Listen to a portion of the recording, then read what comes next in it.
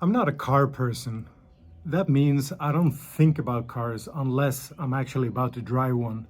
That was until now. Now, before I show you what car I'm driving today, I just want to talk a little bit about the auto industry here in Brazil, because many of you are probably not aware of the fact that Brazil manufactures a lot of the well-known brands such as Fiat, Peugeot, Citroën, and Jeep, all a part of the Stellantis group now. And then you have Toyota, Volkswagen, Honda, Nissan, BMW, just to name a few. They're all manufactured here for the South American market. And the South American market is absolutely huge, so it makes perfect sense why these car manufacturers choose to open their factories here in Brazil.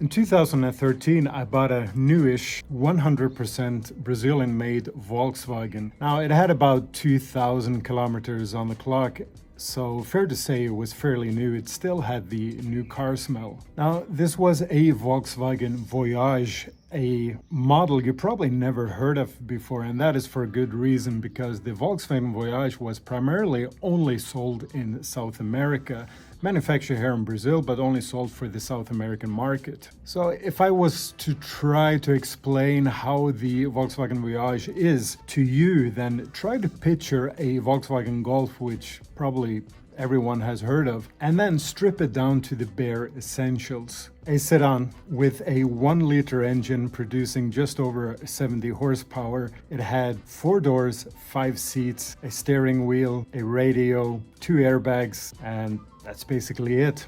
There you have the Volkswagen Voyage. And when I bought the car in 2013, the list price for the Volkswagen Voyage was just over 30,000 reais, and that is roughly 5,000 US dollars, but that conversion isn't accurate because in 2013 the real was almost double its worth than it is today, so roughly 10,000 US dollars for a new Volkswagen Voyage. It's fair to say it was a fairly reasonable price. So what's it like driving a Brazilian-made car? Well, I can only speak for the Volkswagen Voyage, obviously, but during the 11 years that I had this car, I've clocked just over 180,000 kilometers on it. Now, apart from the obvious maintenance that you will have with your car, such as changing the oil filters, spark plugs, etc., the only real issue that I had with my Volkswagen Voyage during the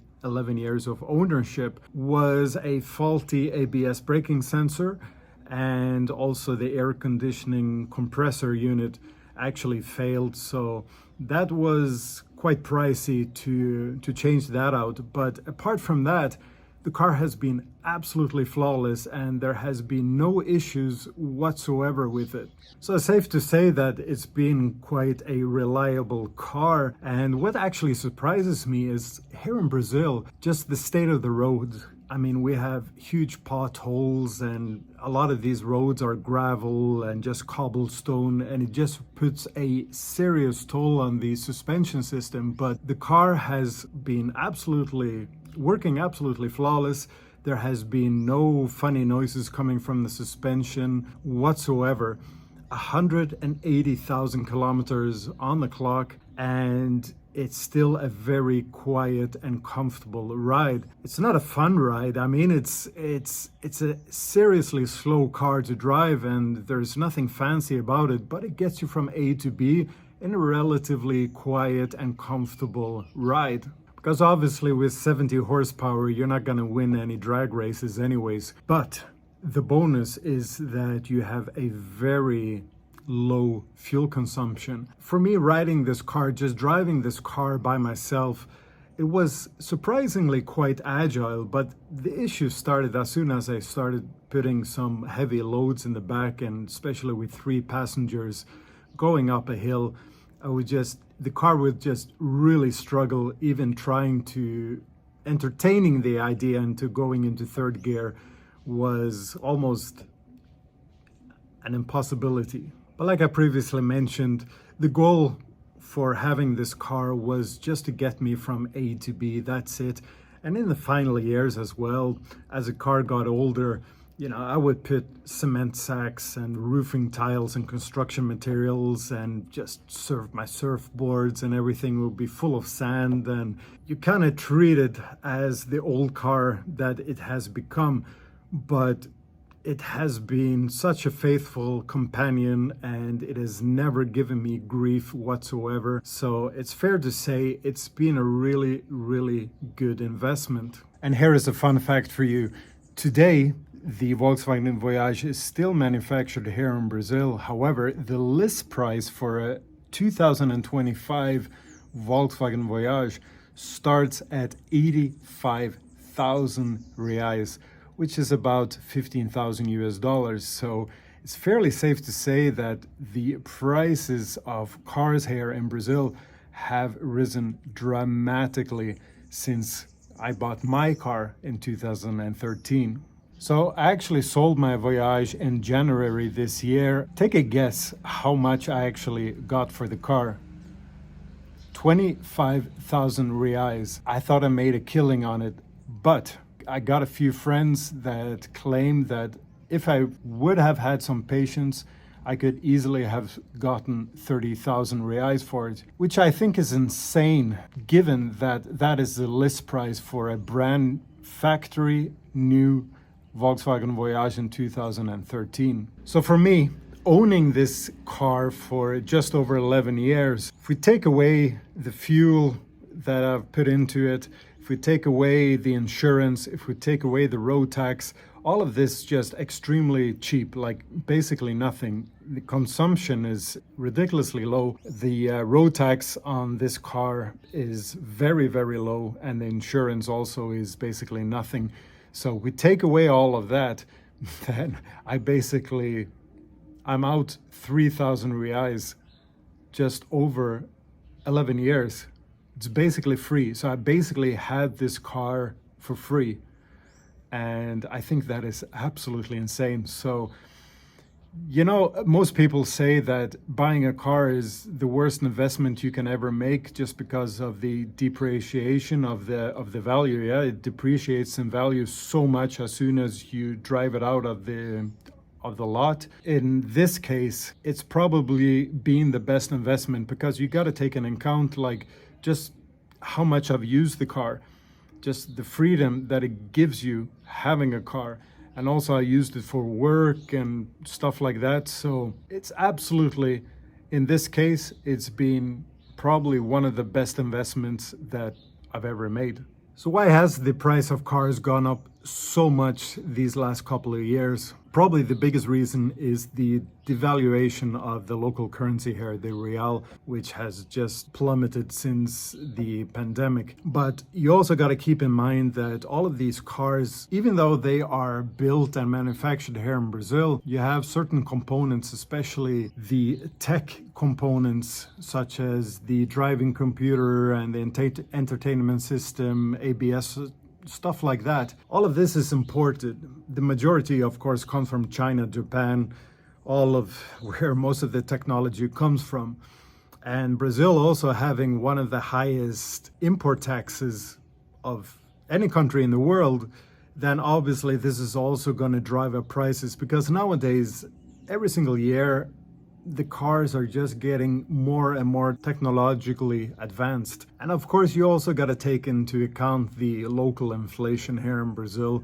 Labor cost has gone up. The price of basically everything has gone up. So if you sum up all of that together, then it gives you a clear picture, or at least a better answer of why the price of cars here in Brazil has just shot through the roof in the last 10 years. So why exactly did I sell my car? It's basically a very old car, and even though it's been so reliable. Ever since I bought the car, I've already started putting aside money, saving up, because I knew the day would come where eventually I would want to buy a new car anyways. And after living here in Brazil for almost 20 years now, I've come to the realization that owning a car here in Brazil is absolutely essential, because it's not only getting from A to B, but for myself running a business, a bed and breakfast here, I'm always needing to haul stuff. There is always an air conditioning that's broken, a TV, whatever, construction material. But apart from that, I'm also very active. I go to the beach virtually every day when there's wind. My passion is kite surfing. So having a car is absolutely essential just for my day-to-day life. It would be basically impossible for me to exist here in Brazil without a car. And I've also had a dream of owning a 4x4 pickup truck. That has been like the ultimate goal, to own a brand new 4x4 where I can just go off-road exploring, because where I live there is just so much nature, so many places off the beaten track that are just absolutely beautiful and worth exploring. But you absolutely do need a 4x4. But apart from that, just here in Brazil, the lack of infrastructure, the insanely poor conditions of the roads here, where you have potholes, and even the roads just outside of my bed and breakfast, they're all cobblestone. It's not even asphalt. So for a normal car, it makes for a really uncomfortable ride. So obviously any car with a more rigid suspension would absolutely help. So my initial thought was buying a Toyota Hilux, a Volkswagen Amarok, or a Ford Ranger, something in that direction. However, after doing some research about just the cost of owning a car like this, a brand new pickup truck, I soon came to the realization that that would be an insanely stupid investment, because not only is the insurance just crazy high, but also the road tax is just stupidly expensive here in Brazil. But apart from all of that, just purchasing the car, because these cars for some reason are just so expensive if you buy them brand new here in Brazil. A lot of these cars, they're like 2.8, 3-liter turbo diesel, and with the price of diesel that even here in Brazil has just shot through the roof these last couple of years, you're gonna spend also a lot of money just on fuel. Taking everything into account, I don't want to get myself into that situation where I'm just gonna spend so much money on a simple car. So I started looking for alternatives, and what I realized here in Brazil, there's a huge market for something that is called a compact pickup truck. I'll give you some examples. The most popular models here in Brazil, the most sold pickup trucks, is actually a Fiat. It is a Fiat Toro. The Fiat Toro is probably one of the most sold cars, or at least in that genre, like compact pickup trucks. But they also make an even smaller and even more compact pickup truck. It's like a mini pickup, and it's called the Fiat Strada. Now, this car, I found it to be a very good looking car. Obviously, you don't have the loading capacity as a full-blown pickup truck such as a Ford Ranger or a Toyota Hilux. However, it suits my needs 100%. And also it's more compact, so it's easier to navigate around the cities. It's easier to park, as just finding a parking space, especially in the big city of Fortaleza, just outside where I live, is just absolutely horrendous. And after doing some research on the Fiat Strada, I realized it actually comes with a 1-liter turbo engine putting out 130 horsepower. And 1 liter is the same as my Volkswagen Voyage that just puts out just over 70 horsepower. It is insane just the amount of power they can get out of such a small engine. Fiat claims that the Fiat Strada will do 0 to 100 kilometers per hour in just under 10 seconds, which is, in my opinion, extremely quick. Of course, one important thing to note is that the Fiat Strada is a two-wheel drive car. It's not a 4x4, so obviously it will have to stay on the roads. I cannot go off-roading with it. I cannot go exploring like I initially wanted to. However,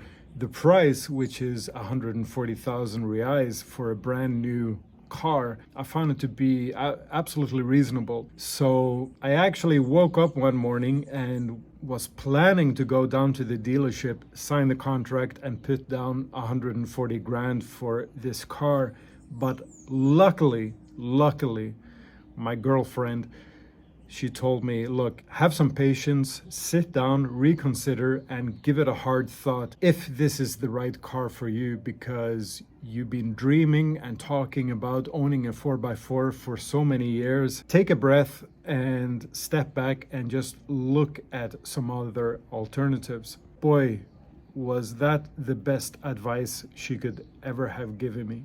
But you know, finding a 4x4 within my budget, a brand new car that is gonna be my companion for the next 10 years, within my budget seemed like an absolutely impossible task. And then out of the blue, I found a car, the car that I'm driving today, and I absolutely love it.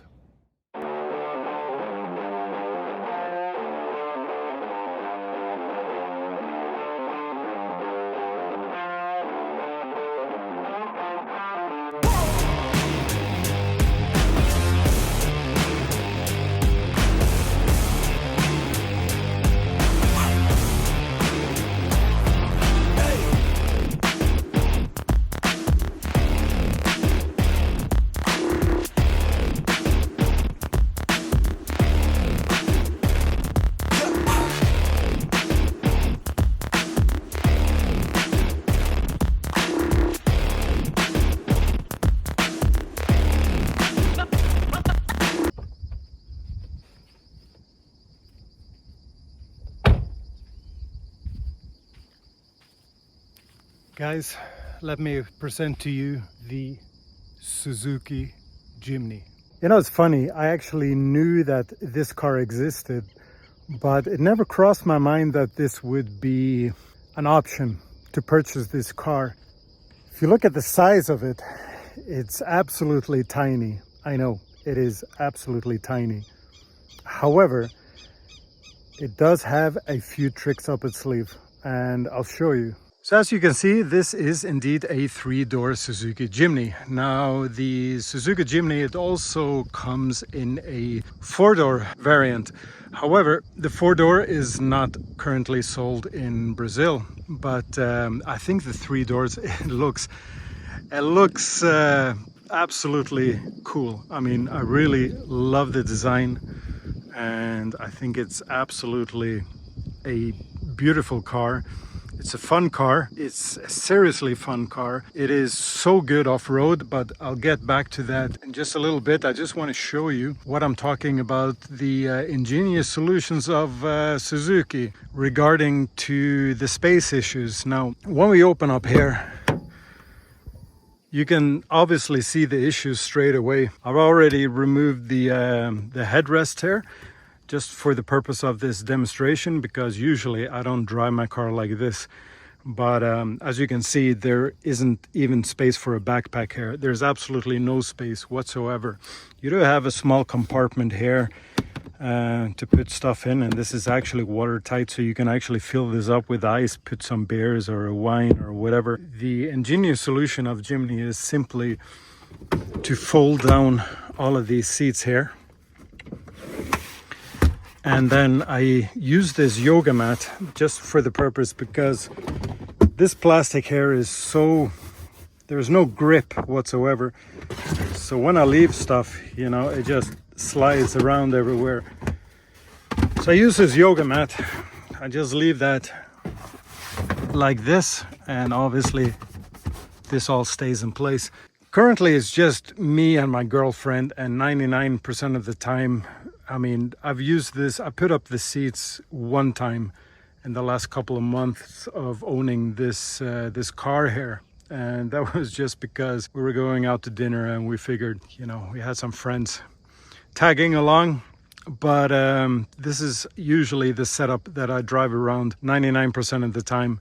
And as you can see, there is now a ton of space here. I mean, not a ton of space, but you get the point, right? I mean, there's enough space here that I can haul maybe an air conditioning unit or a small TV if I need to change that out, or even some sacks of cement, whatever I need. Now the cool feature here is the extra accessory, the roof rack. Now this is also original from Suzuki. It's obviously optional, and so I chose those as well as the ladder, which is extremely helpful. When I load my surfing equipment here, kite surfing equipment on top here, I can just take a step up here and it makes everything so much easier. And then of course you got this shovel. Believe it or not, this is also original from Suzuki. I haven't had to use it yet, but if I do get stuck in the sand, that will be extremely useful. Just quickly, I'm just going to tell you really quickly about this model. It comes in several, how do you call it? It's variants or variants, I guess. I'm sorry, my English is just shit. All of the variants there, the car is identical. You cannot see a difference. The only difference is the highest, how do you call it? The highest variant.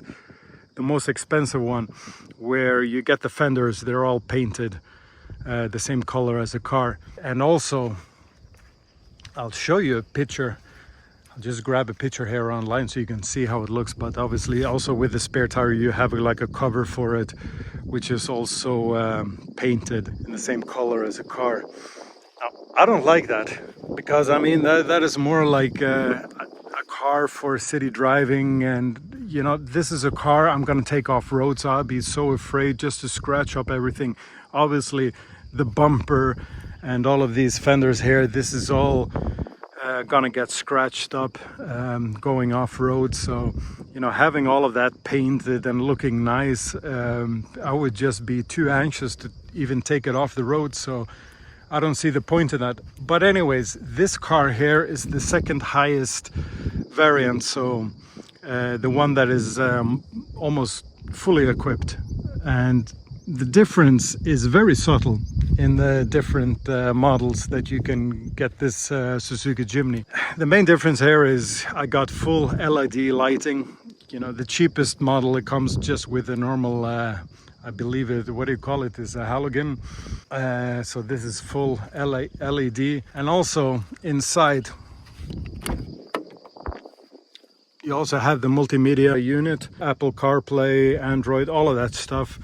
And you also get the digital air conditioning. So it's not like the manual where, so this is all adjusted automatically.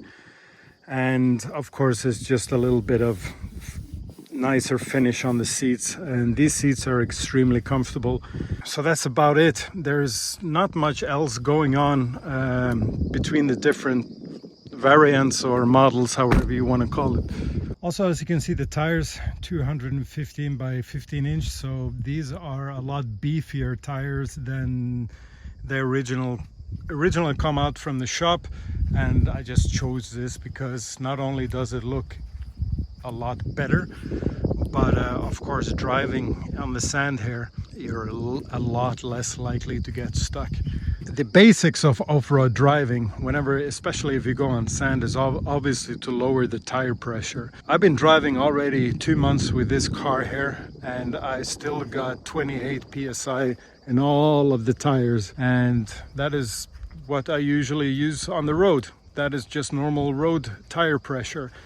I have not had the need to reduce the tire pressure, nor have I ever gotten stuck with this car here. And I believe the reason for it, as you can see, again, it is a very small car. It is very light. It only weighs 1,100 kilos. And if you think about a full-blown pickup truck like the Toyota Hilux or the Ford Ranger, I mean, we're talking closer to 3 tons. So almost triple the weight of this car here. The advantages obviously are that this car is so light, it just simply floats on the sand. It is a huge advantage. So this car here, it goes everywhere. I mean, everywhere. I've never gotten stuck with it. It's absolutely amazing. So you might be wondering, how much did I spend on this car? Now, it is brand new. It was 0 kilometers straight out of the factory or the dealership. I spent 180,000 reais on it. That is also not included the road tax and getting the registration and everything like that. So we're talking closer to 190,000 reais. It's a lot of money for a small car like this. There is a reason to the madness of putting down so much money for this car. And reason number one, this is a car that I want to keep for maybe 10, 15 years. Like I said, I'm not really like a motorhead. I don't really buy the new stuff. It's the same as when I own right now I just purchased a new iPhone 14, I know. But prior to that I had an iPhone 10, and prior to that I had an iPhone 5. So I'm the kind of guy who, as long as it works, as long as it does the job, I'm fine with it. I don't really need the latest tech, the latest, and when it comes to cars, I'm exactly the same. I take care of my stuff, so I know that this car here, it will receive all the love and all the maintenance that it can get, and then hopefully it's gonna last me 10, 12 years, or I might even keep it until it's, it doesn't even run anymore. Reason number two, and that is, it's not made in Brazil. This is an imported car, and although you might think it's actually made in Japan, Suzuki obviously is Japanese, it's actually manufactured in India. And yeah, guys, I'm fully aware of the fact that I was just telling you how I've been driving a Brazilian made car for virtually 12 years without any issues. So yeah, I get it.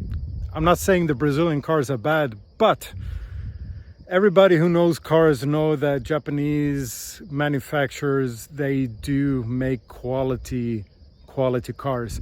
And the Volkswagen Voyage was a great companion and a really good investment. It had basically no issues whatsoever. That is a normal, what they call a popular car here. It is a basic car. There's not a lot of technology. It's made for the road. It's as simple as it gets. That is also why I think maybe I got lucky. I don't know. This is a 4x4. So it's gonna go off-road. It's gonna go on the sand. It's gonna go on the beach. It's gonna go in the mud. It's gonna get a real beating from time to time. So just for some peace of mind, it's nice to know that this is in fact a Japanese, although it's made in India, it's still, its roots are Japanese. That is where the quality build comes from, if you understand what I mean. If you talk to any Toyota owner or Suzuki or Nissan or Honda, then most of them, they will say that, yeah, it's Japanese. It's a good quality built car. And that is also the reason why I decided to fork out just 180,000 grand for this car here. Guys, I'm just seriously getting eaten up by sandflies. I'm trying to make this content, but wherever I go, it's just, I'm getting eaten alive, so I gotta continuously move. My God. I'm just thinking about all the guys who make content for YouTube, off-roading and stuff like that in Australia, because I remember the last time I was in Australia, I absolutely got eaten alive by all sorts of bugs. Bugs and flies and whatnot, and I don't understand how they do it. Normally you don't have the bugs here because it's just too windy, but as you can see today, it's a cloudy day. There is some rain coming in here. And when it stops blowing, that's when all the bugs come out, and my God, I'm getting eaten alive here. But back to the story. I'll suck it up, and I'll do my best for you guys here. So what about the engine, guys? Well, nothing spectacular here. It's a 1.5 liter putting out 109 horsepower, I believe. There's no turbo. It's just an aspirated, normal gasoline engine. And like I said, the car is so light, so it really doesn't matter. It gets around. There's enough torque, you know, to do all of the off-roading, but the acceleration is appalling and quite embarrassing to say the least. It's also a 4-speed automatic, which is kind of strange, only having 4 gears, but that is what you get in the Suzuki Jimny. So it's a bit weird, it's a bit strange, but it gets the job done, and it just takes a little bit of getting used to. But I mean, this car here, it's not meant to go 100 miles down the highway. This car here is obviously it's built for off-roading, and that is what's so cool about the Suzuki Jimny, and why I also decided to buy it, because this is a car specifically with the intention of going off-road. It's built to go off-road, and that is what the manufacturer of Suzuki are promoting. It's a car to absolutely just have a ton of fun with, go off-roading, go off the beaten path, explore, and it gets the job done. Absolutely no issues at all. And in case you're wondering, this compass here, I actually bought this because I thought it looks so seriously cool. I think it complements the color. I chose this color myself. I actually specifically asked for this color, and I was extremely lucky because they actually had one in stock already, the car with this color. So I didn't have to wait around for it. And also this Dakar sticker, it's obviously, this is not original. Now these indicator lights also, and these tail lights here, they're not original, they're not Suzuki. It's just some styling equipment that I bought. So yeah, maybe I'm turning into a motorhead, I'll have to admit, but I just found them online and they just looked so much cooler than the stock lights, so I decided to buy that. But I really like this compass. What do you guys think? Now, obviously, it isn't a perfect car. There is always something negative about any car that you drive, and this one also, obviously, you know, there are a few things that could have been better. Now, regarding the space, we already talked about that. It is what it is. But of course, the engine could maybe have a little bit more power, but to be honest, I'm absolutely happy with the power, because going off-road, especially in the sand, you cannot go fast anyways. You need to go slow, and what you need is obviously the torque and the momentum to get you through to where you need to go. I'm not bothered by the engine at all. Apart from that, going fast, going on the highways is a little bit sketchy. The car is insanely light, and as I just mentioned, there's no wind today, it's not blowing, but usually where I live up here in the northeastern part of Brazil, it's constantly blowing, especially in the high season, in the windy season, the dry season. I call it the high season because that is where I make most of my money on my bed and breakfast. That is where all the kite surfers and surfers come to you know, spend their holiday at my bed and breakfast. So high season. But it's basically the dry season, and that's where you have a lot of wind, and you know, it will blow 20-25 knots every single day, so quite powerful winds. When you're going like 100 and 110 kilometers an hour down the highway with this Suzuki Jimny here, because the car is so light, and as you can see, it's basically like a box. It's almost like a mini G-Wagon. You guys seen the Mercedes G-Wagons, right? So it's basically like a box. It's not aerodynamic at all. And because it's so light, if you get a gust of wind or something, suddenly you will just change lanes without intending to do so. So that is a little bit sketchy. That is a negative point with it. But again, it doesn't really bother me, because I go into the city maybe once a month when I absolutely have to, and I'll just take it slow. There is auto cruise on it, so I can just set it to 80 kilometers an hour, take my foot off the pedals and just go cruising, you know, all the way into the city.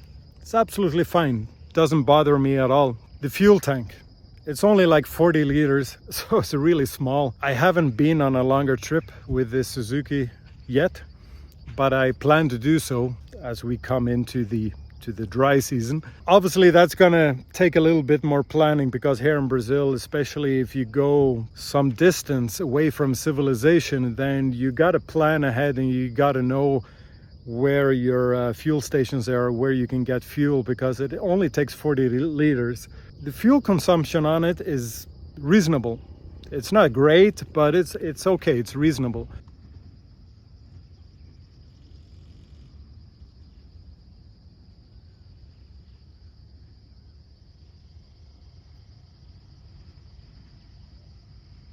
But there is a solution for that also, and that is just putting, I'm just going to purchase just a couple of extra fuel tanks, which I can actually just secure to the roof rack, or just keep them inside, just secure them inside. So if I do want to take a longer trip, then obviously I have that possibility as well. Apart from that, there really isn't any negative things to say about it. I've only had this car now for just over 2 months. I absolutely love it, and it's really weird because, like before, I wasn't a fan of driving. Like I keep saying this, I'm not a motorhead. It's really strange because nowadays I find myself trying to find an excuse just to go to the store or go somewhere, If I can take a ride in my Suzuki Jimny, man, I'm a happy camper. It's just so much fun. And going off-road it's just a pure joy. It's so much fun. And just look at my playground here. This is my playground. This is where I can just go crazy. This is my playground. Beautiful. And yes, you're allowed to basically roam around anywhere you want. Guys, I can't take it anymore. Let's let's go for a ride, because I'm getting eaten alive here. Let's go for a ride, and I'll show you what the Suzuki Jimny can do. Man, the bugs, they even followed me. They followed me into the car as well, so I'm gonna take down my windows. Hopefully they'll fly out. Anyways, let's go have some fun.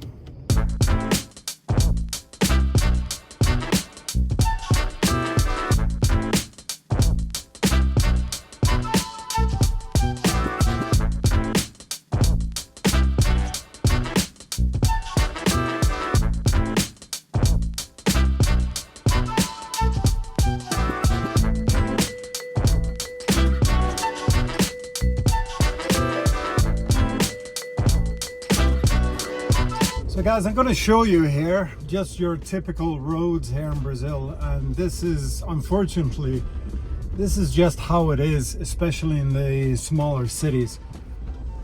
It's just been raining and there's just potholes everywhere. So obviously this is where a 4x4 comes in handy. And what is nice about the Suzuki Jimny also, the suspension it's so tailored to these kinds of roads that, even if you're getting a little bit thrown around, it's a little bit bumpy, it's still extremely comfortable. It's not uncomfortable. As long as you go slow and steady, it's absolutely fine.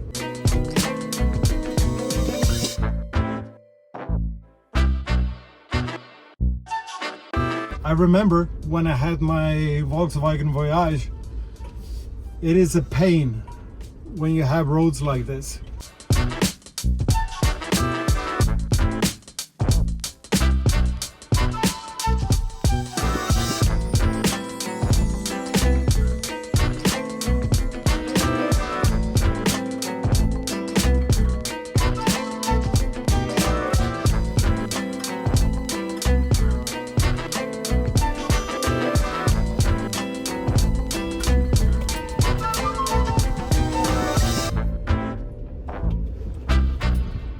what is so nice, it's such a quiet car, even going through these potholes and through this terrain here. Even if you get thrown around a lot, just listen, it's so quiet. I'll come to a point here where it's a little bit more rough, and I'll keep quiet so you guys can listen.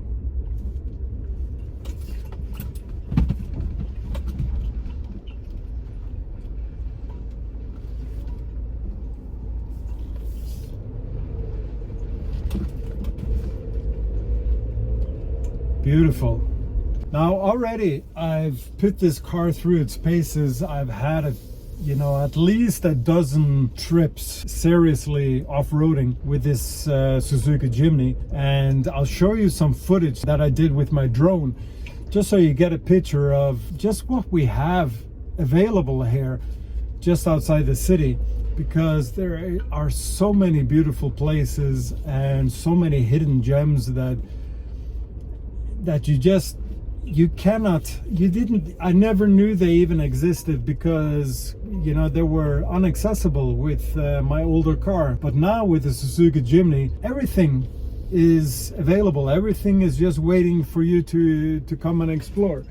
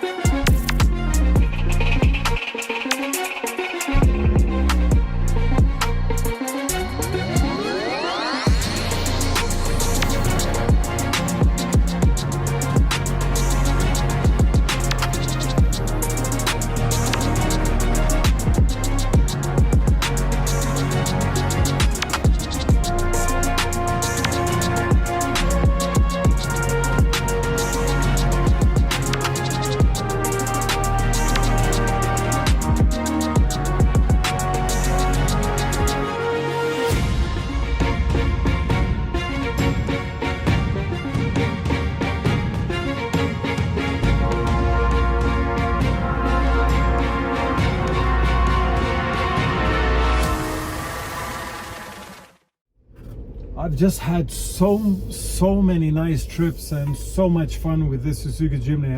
I know I'm repeating myself over and over and again, but it's just so much fun. Hopefully I'm not gonna do something stupid now.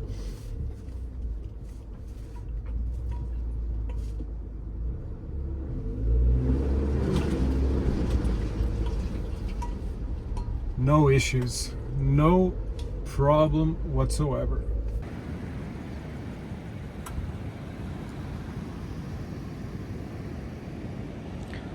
So you can see there's tracks here on the other side. I've crossed this river many times, but you have the ocean over here and it's already high tide, so I'm not gonna go any further.